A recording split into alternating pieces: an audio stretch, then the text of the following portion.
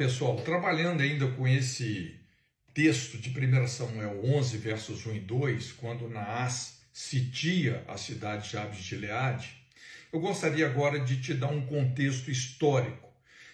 Fazer aqui um resumo relâmpago a partir do final do livro de Juízes. Então vamos entender esse contexto histórico que culminou nesse cerco de Naás a Jabes de Gileade. O final do livro de Juízes expressa uma fase decadente da nação. Decisões muito ruins foram tomadas por um povo sem liderança. O impacto de uma nação mal governada. Então nós temos aí uma série de bizarrices, histórias bem tristes. Nós temos lá a história de Sansão, o dilema de um homem com muita unção, mas moralmente fraco. Ele até vence os filisteus, mas não consegue vencer a si mesmo.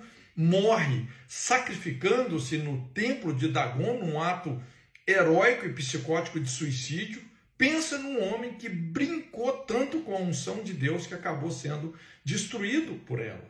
As forças que essa unção lhe proporcionavam acabou sendo usada realmente para sua autodestruição. Temos também aí em Juízes a história de Mica, um sacerdote de aluguel, um idólatra que servia quem lhe pagasse melhor. Aqui nós entendemos que já não havia régua, não havia princípios para nortear o sacerdócio. Então, acompanhando aí o livro de Juízes, vem uma história mais traumática ainda que quase resultou na destruição de uma das tribos de Israel. A história da concubina do levita que foi estuprada numa cidade chamada Gibeá de Benjamim. Então, tudo começa no adultério dessa mulher. O levita perdoa, vai buscá-la na casa do seu pai, restaurando o casamento.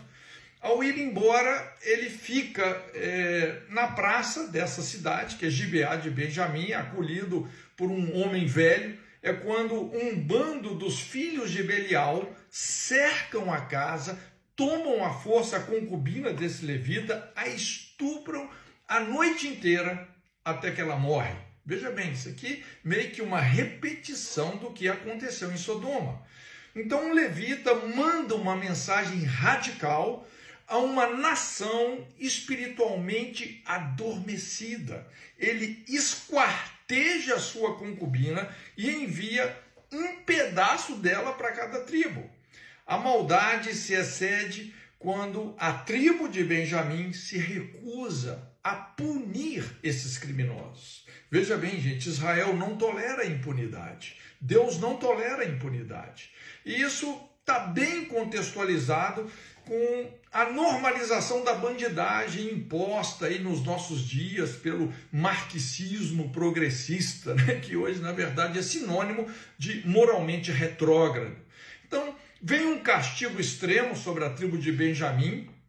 Eles seriam dentro de uma possibilidade até de serem exterminados. A Bíblia fala em Juízes 21:1. Ora, haviam jurado os homens de Israel em Mispá, dizendo: nenhum de nós dará sua filha por mulher aos benjamitas. Então, a tribo de Benjamim começa a desaparecer quando a Bíblia diz que os filhos de Israel tiveram compaixão, ou seja, eles se arrependeram de seu irmão Benjamim e disseram: foi hoje eliminada uma tribo de Israel.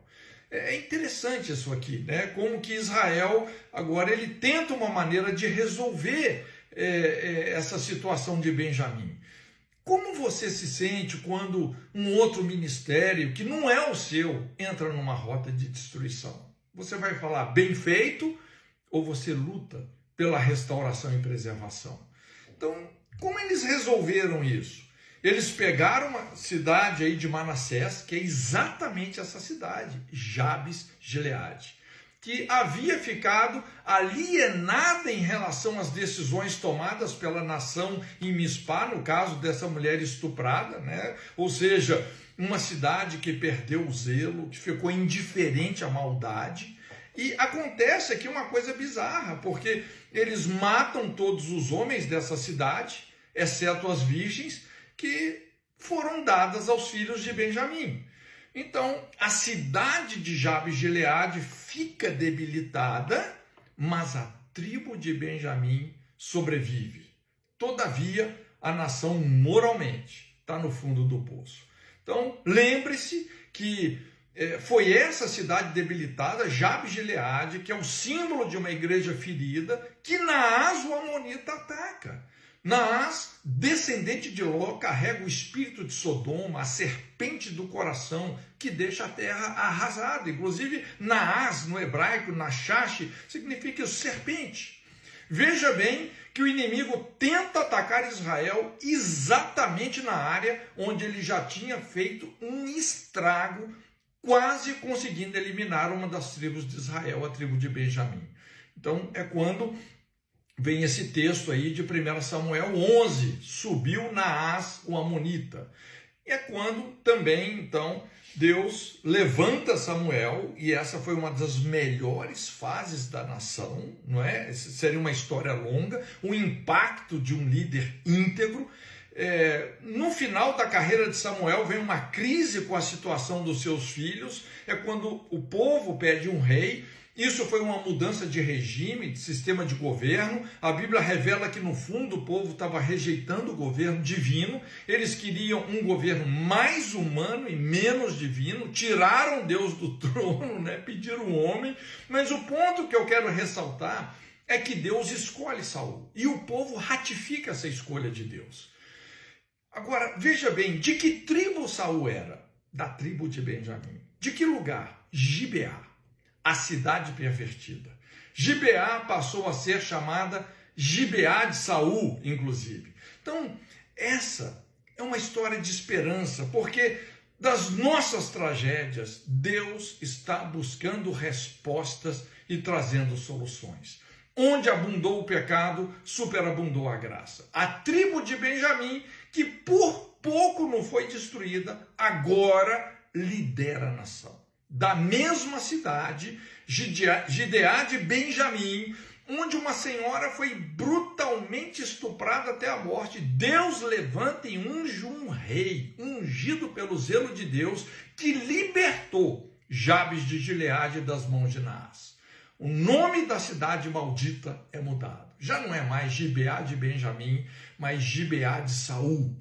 O zelo de Deus, através da unção de Saul, corrigiu a identidade da cidade. Só tem uma maneira de lidarmos com esse legado de Sodoma, da perversão, da imoralidade. É o zelo de Deus. Não perca a esperança.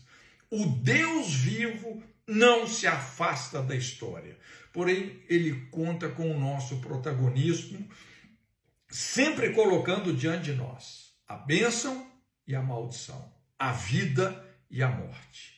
A escolha cabe a nós. Deus te abençoe.